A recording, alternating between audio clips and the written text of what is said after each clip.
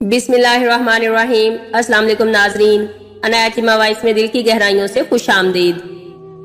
حضرت عبد الرحمن بن ابی لیلہ رحمت اللہ علیہ کہتے ہیں، حضرت علی رضی اللہ عنہ سردیوں میں ایک لنگی اور ایک چادر اوڑھ کر باہر نکلا کرتے تھے، اور یہ دونوں کپڑے پتلے ہوتے تھے، اور گرمیوں میں موٹے کپڑے اور ایسا جبہ پہن کر نکلا کرتے تھے جس میں روئی بھری ہوتی تھی۔ لوگوں نے مجھ سے کہا، آپ کے ابا جان رات کو حضرت علی رضی اللہ عنہ سے باتیں کرتے ہیں، آپ اپنے ابا جان سے کہیں کہ وہ حضرت علی رضی اللہ عنہ سے اس بارے میں پوچھیں۔ میں نے اپنے والد سے کہا، لوگوں نے امیر المومنین کا ایک کام دیکھا ہے جس سے وہ حیران ہیں۔ میرے والد نے کہا، وہ کیا ہے؟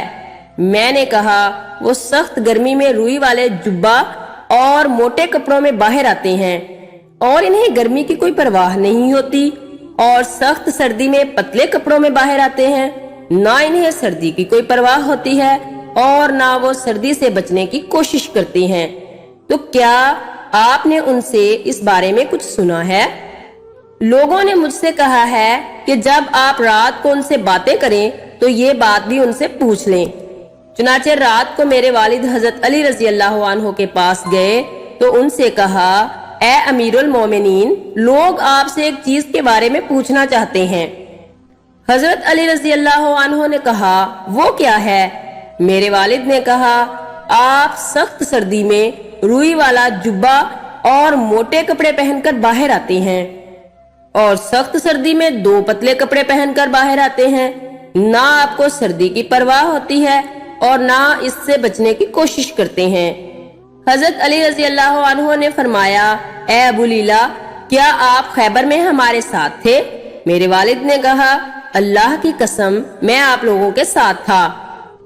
حضرت علی رضی اللہ عنہ نے فرمایا، حضور صلی اللہ علیہ وآلہ وسلم نے پہلے حضرت ابو بکر صدیق رضی اللہ عنہ کو بھیجا، وہ لوگوں کو لے کر قلعہ پر حملہ آور ہوئے، لیکن قلعہ فتح نہ ہو سکا، وہ واپس آ گئے۔ حضور اکرم صلی اللہ علیہ وآلہ وسلم نے پھر حضرت عمر رضی اللہ عنہ کو بھیجا، وہ لوگوں کو لے کر حملہ آور ہوئے، لیکن قلعہ فتح نہ ہو سکا، وہ بھی واپس آ گئے۔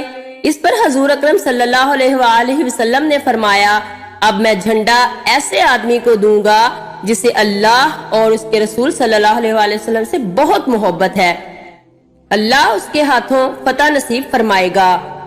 چنانچہ حضور صلی اللہ علیہ وآلہ وسلم نے آدمی بھیج کر مجھے بلایا، میں آپ صلی اللہ علیہ وآلہ وسلم کی خدمت میں حاضر ہوا۔ میری آنکھیں دکھ رہی تھیں، مجھے کچھ نظر نہیں آ رہا تھا۔ حضور صلی اللہ علیہ وآلہ وسلم نے میری آنکھوں میں لعاب لگایا اور یہ دعا کی، اے اللہ، گرمی اور سردی سے اس کی حفاظت فرما۔ اس کے بعد مجھے نہ کبھی گرمی لگی اور نہ کبھی سردی۔